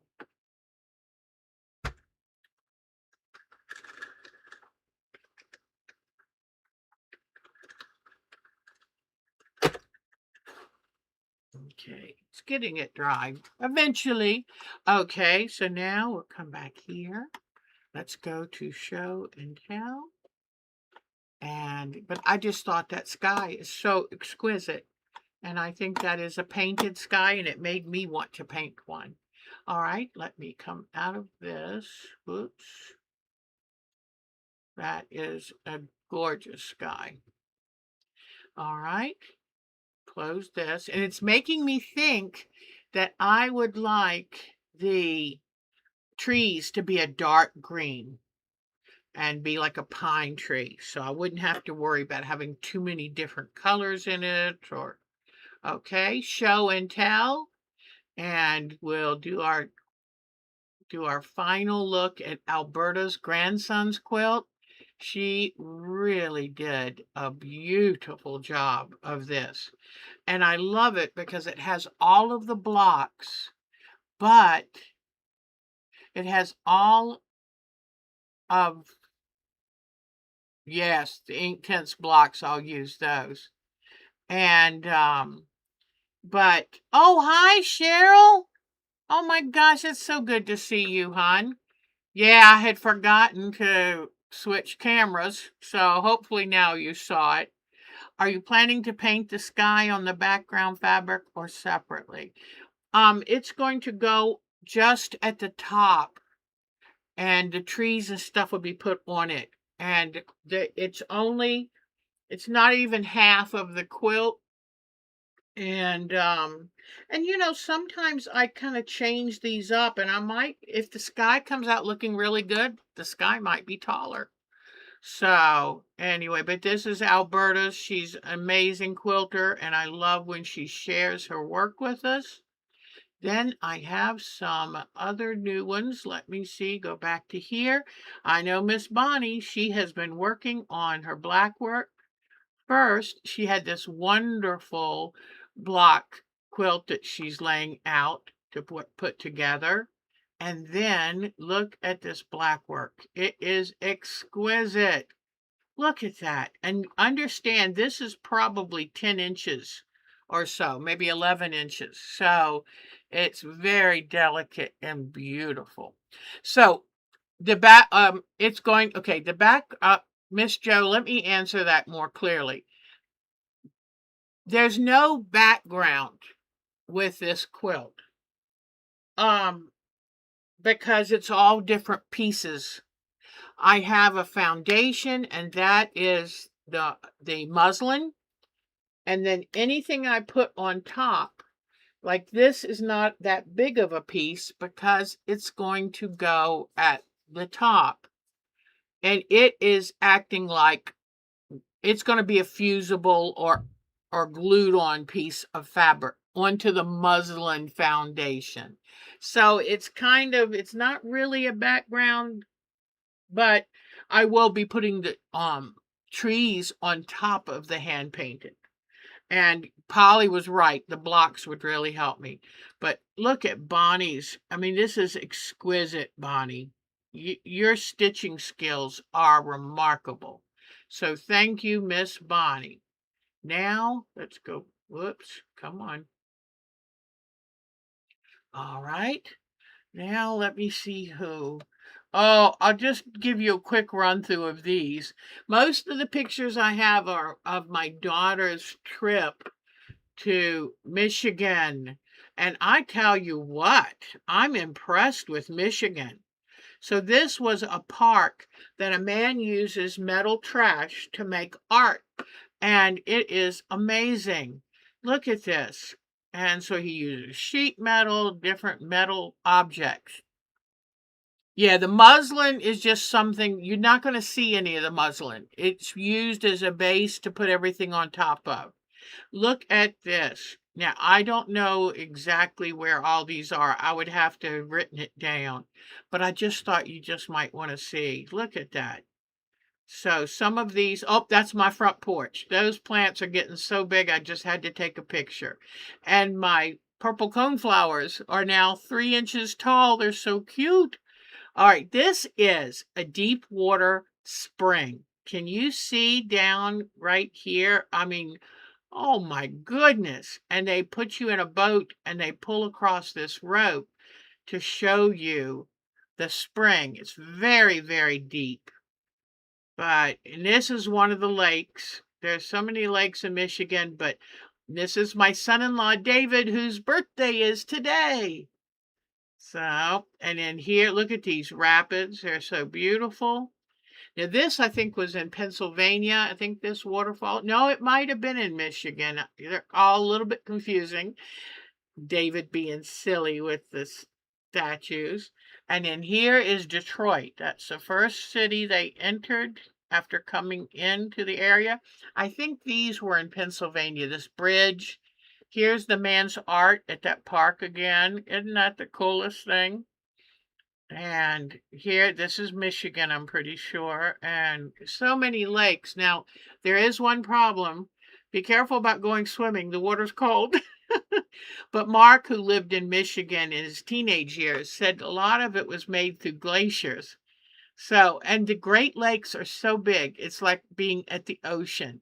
And there are parts of like Lake Superior where you can get out in the middle and you can't see any shoreline anywhere. So, isn't this beautiful? That looks like the Caribbean.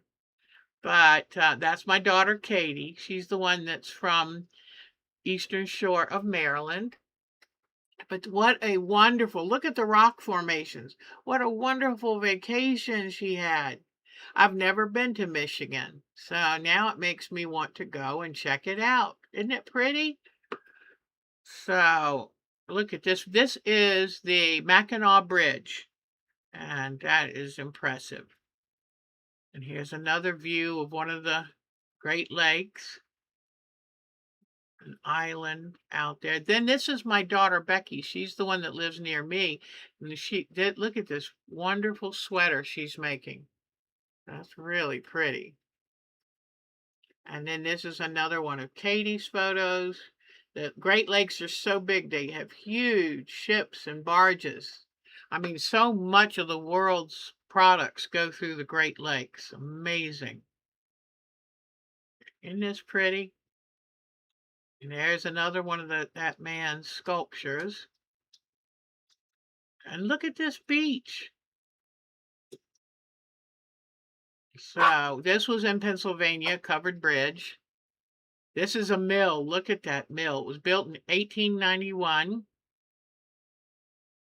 And look at that. Isn't that pretty? And another Great Lake. And then this was driving into Detroit. Look at the color of that water. Isn't that beautiful? So I think that was it for those, but I just thought I would show you real quickly because it's nothing I did, but it's wonderful to see. Okay, here we've got Debbie's. Now, she has been busy as usual. She got her finish done of her pelican. I love that pelican. Then this was where she loved the image on this card, so she turned it into an art quilt. Lovely. Then here, I call this her stairwell art gallery. It's just lovely. Her stair landing art gallery. How smart is that? And so, oh, and here's a beautiful, this is the chandelier quilt she was talking about last week, because I had no idea what a chandelier quilt is, and boy, is that pretty. So, Debbie, you're really creating. Way to go. And let's see now. You know, sometimes in the summer, you might not feel like doing much, and then you get a second wind and you can't wait to do everything. So the latest of her quilts, this is Dolores's art quilt. Is this exceptional? Now, this will end up, I'm sure, on a national stage, whether it's at a quilt show or in a magazine. So you can say, hey, I saw that first. So isn't that just exquisite? This is why Dolores is so very talented. And her color choices are magnificent. So way to go, Miss Dolores. We love it. Love it. All right. So now let's see where else we're going. And I don't want to miss anyone. Mary, I do believe she had something new. Yes, yes, yes. I love it. Oh, and just real quick, here are her English paper piecing. And I love this. The colors are so bright. And look what Miss Mary made. She loves the family at her local Chinese restaurant, and she made them this. And I think they are going to treasure this. Isn't that beautiful? Chinese lantern. Mm. So thank you, Miss Mary, for sharing those. And then let me see. Um, Miss Polly shared, and look what Miss Polly's doing. I'm wondering if Miss Polly is working on any weaving. But look what she did. She used the pattern and made her own purple cone flowers, and they're beautiful. Way to go. And I loved how she did the stitching for the bud. That's wonderful. I love the green fabric she chose for the stems and leaves.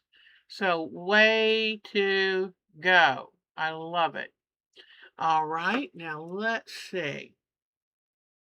I think that might be it. No, Miss Vicky. Let me see. I think I've got something from Miss Vicky. So Miss Joe. I call her all different names. Oh, here are some of her paintings on fabric or paper.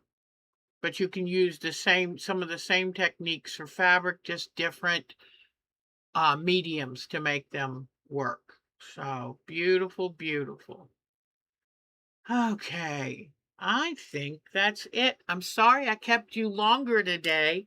The demonstrations just kept on going. So, but I'm real anxious to see how painting the sky is going to work. And this week I'll be working now on this. I'll finish up just the last little touches of the mosaic so you can see it in total. But this is our new project to work on. Plus, I'll keep working on cleaning my creative spaces because that is important. And weaving a hammock so half of me is not hanging out. So I will definitely work on that. I hope that your weather has gotten better where you are. If you're in a drought, I hope you get rain. If you're hot, I hope you'll have a cool front move through. And we can go ahead and say We're sick and tired of summer. Now, soon as we get into a really cold winter, we're gonna be fed up with that. But thank you, everyone. Oh, I love your paintings. You're just learning, but it's beautiful. I worked one time, part-time, for a watercolor artist, and he said you have to do 500 of them before you can consider yourself competent. I thought right then, watercolor's not for me. So I think your work is beautiful. So thank you everyone for spending this. Oh, I forgot to tell you too. I went to see Moana at the movies on that inexpensive day. Oh, it's pouring there. Wonderful. Oh, and I went to see Moana. It was lovely. If nothing else, just looking at The Rock, Dwayne Johnson, is always a treat. So, anyway, and I'm glad to know that his muscle suit, that was a suit. I don't want him taking steroids and stuff to get those muscles. So, I was glad it was a muscle suit. So, anyway, thank you everyone for spending this time. Oh, thank you, Miss Joe. Thank you to Miss Joe who is a wonderful, wonderful moderator. And our Marcia probably got lost, and I'm so sorry. So next week, let's see if I can start the show with no oopses. So, all right, take good care of yourselves and have a good week ahead and do something special just for you. Okay? Bye bye, everyone. Bye bye. It was wonderful. I'll see you next week.